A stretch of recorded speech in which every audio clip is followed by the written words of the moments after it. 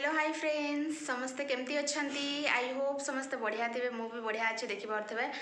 and नुआ जगह सो settle हाँवाई टे टाइम लगे एंड जमती जानते कि जेहेतु मु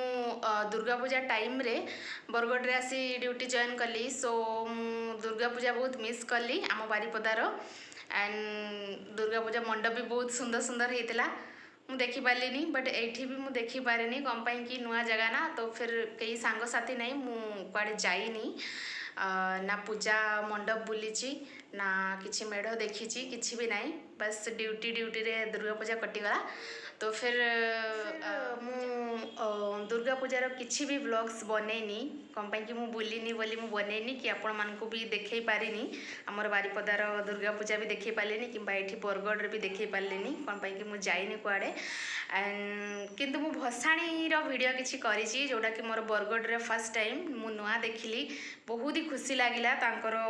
लोक नृत्य माने करी करी से माने जाउथिले भसाणी पई तो फिर बहुत ही खुशी लागिला एंड बहुत सारा मिस कली बारिपदा को